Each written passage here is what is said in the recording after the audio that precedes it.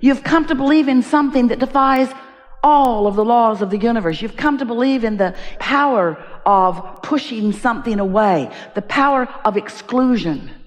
When in this universe, there is only the power of attraction. There's only the power of inclusion. And what you give your attention to, you include in your vibration. So every time you attempt to right the wrongs of the world by defining the perpetrator of the wrongdoing and pushing against them, all that happens to you is that you practice the activation of a vibration. And you know, when you practice the activation of a vibration, that's what a belief is. A belief is only a thought that you continue to think.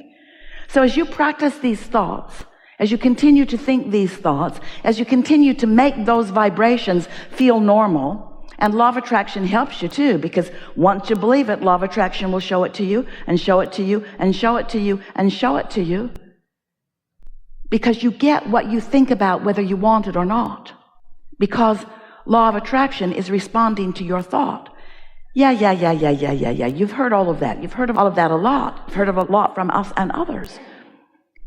But what if you understood today that there is within you a perception, a part of you, a non-physical part of you, who is never dissuaded by circumstantial evidence, who is never believing that controlling conditions is the answer for you, who holds you in knowing of your power and your ability and your goodness.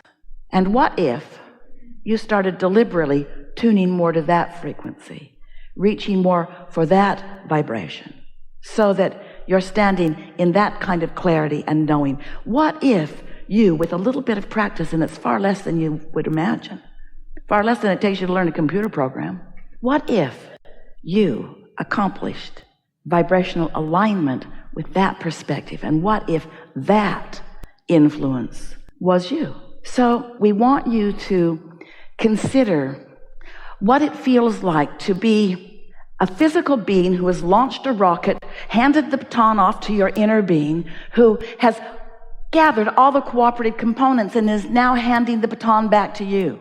This full-blown manifestation that you want, or at least clues to it.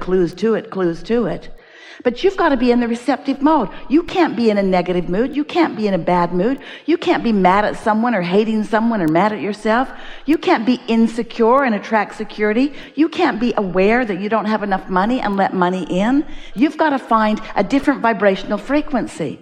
And we've been talking about it in lots of different ways over the years, and many of you have been listening to us for a long time, and we know you've heard so much of all of that.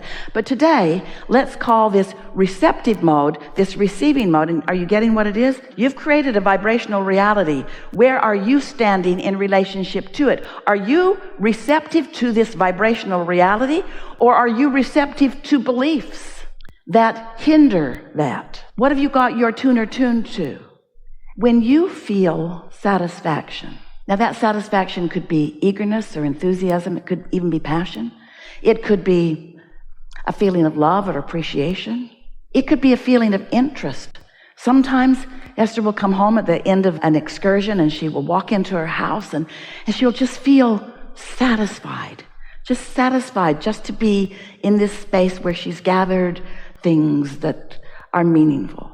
And sometimes she'll just sit here and go over there and go over there and go over there, and she just thinks, I'm so satisfied. I like this so much. Sometimes it's because of a bird calling, sometimes it's because of a butterfly flying, but there is so much reason for so much satisfaction once you start tuning to it. So we want to say to you, before we jump into things, that the state of satisfaction is being in the receiving mode. And when you're in the receiving mode, then you're tuned in to everything that your inner being knows about where you are in relationship to everything you want. And your inner being has such a broad, clear view. Your inner being is offering you guidance, which you receive in the form of impulses, sometimes in the form of clear sentences. What do you want to talk about? Now I know how it feels to experience my own worthiness. Well, we don't disagree with you, and that's what we were saying to our friend earlier when both of them were sitting here in the chair. That's how you do it.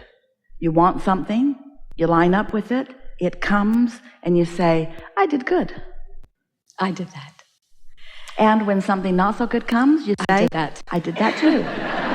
I did that too. So you understand it's not about worthiness, it's about alignment, it's about letting it in. Yeah. I told myself that if I ever had the opportunity to sit before you. Oh, out of time.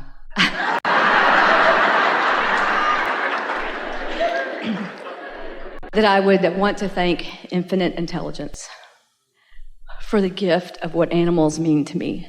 I'm in the pet industry, and I've been very involved with dogs and cats all my life and in rescue. And infinite intelligence has something that it has always wanted to say to you if it had ever had the opportunity. Okay, great. You want to go first? You want infinite intelligence to go You first, please. Everything's working out exactly as it is intended, and there is nothing going wrong. And these critters come into their physical experiences for the joy of the experience and for the joy of the expansion.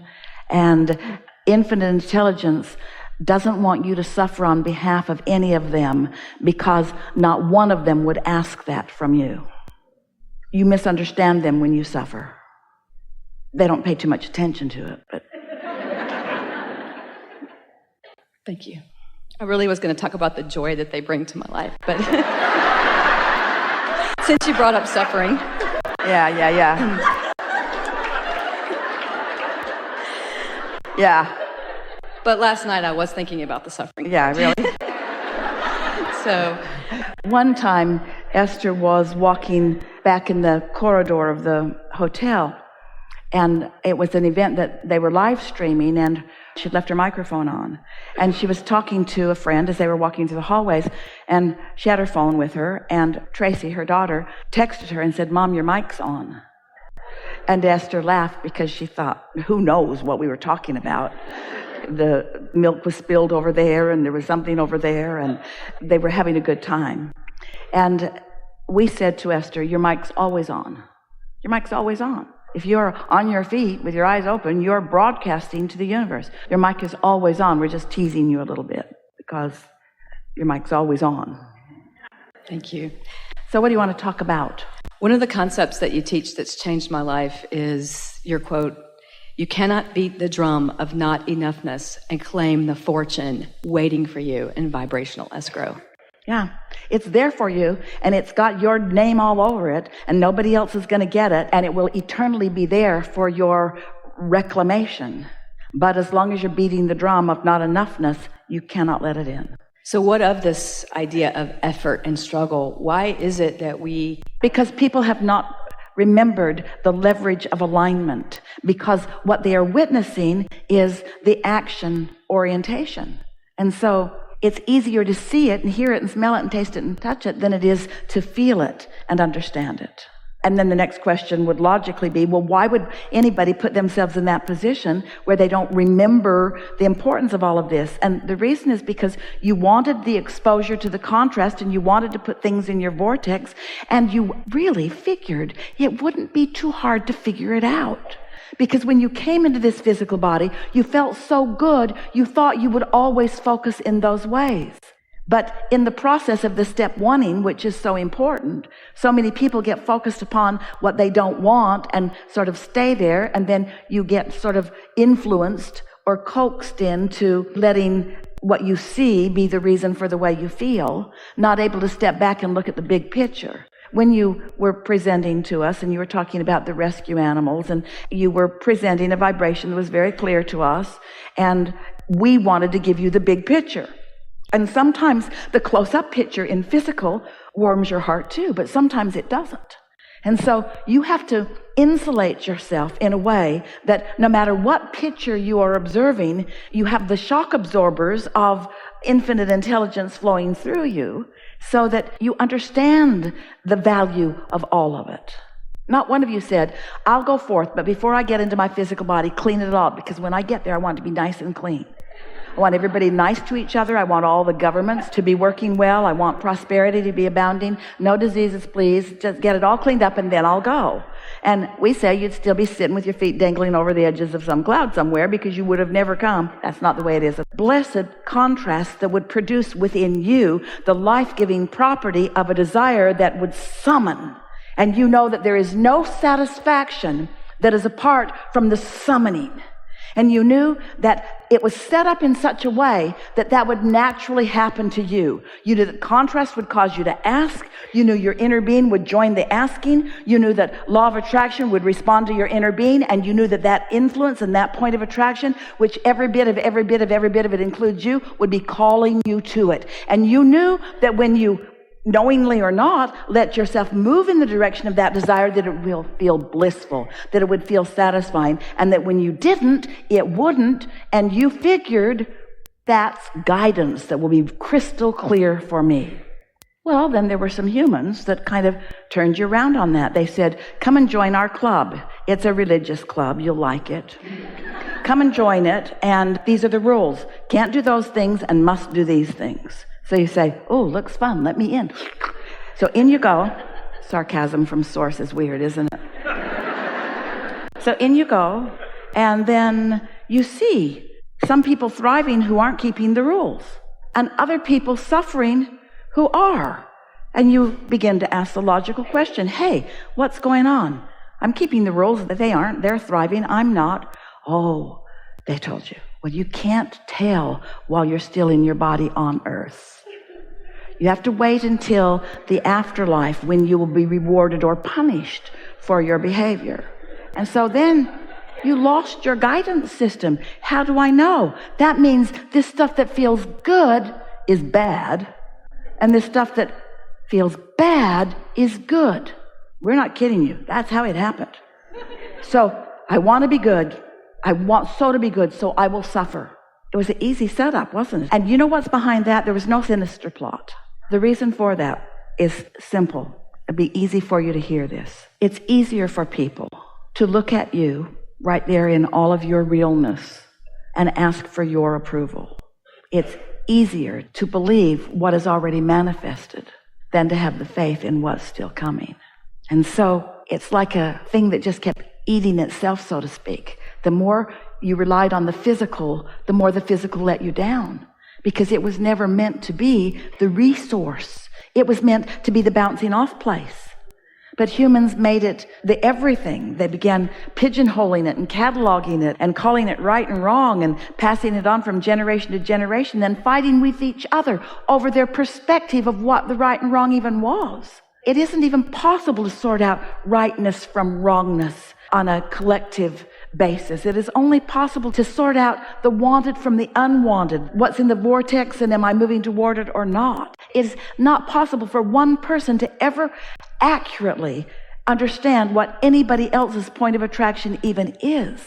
But because they're so vivid and they're so real, and you can see them and hear and smell and taste them and touch them, you want their approval. You want them to understand you. You want to be understood by them, and you're willing to conform until you are understood. And what happens with so many, we're going to say something very powerful and profound, and for the first time, for most people, being understood by someone simply means I will accomplish the same vibration that you've got going on, so we'll be so much on the same wavelength, we'll get each other. And since you're not thriving, then I won't either. And since you're not nice, I won't be either. And since you are judgmental, then I will be too. And since you have hatred in your heart, then I will too. And the further you got from who you were, who you really are, the less equipped you were to find your own alignment. Oh, but then your inner being still guided you toward it. Things kept happening. An animal would come into your experience. All kinds of things would happen. And you'd have these glimpses of joy and glimpses of connection and glimpses of freedom and these respites of knowing who you are, that refreshing, satisfying moments of connection, just kind of accidentally stumbling into them sometimes. Many of you had the good fortune of that being fostered in you by those who had figured it out before you got there. But most of you really wanted to figure it out on your own, because words don't teach. And so most of you were willing to have some of those kinds of experiences until you say, wait a minute. I know I am a joyful being. I prefer to be joyful than sad. I prefer to love than hate. And so once that comes around, then you're ready for someone like us to sort of explain to you how it works. Yes? Yes.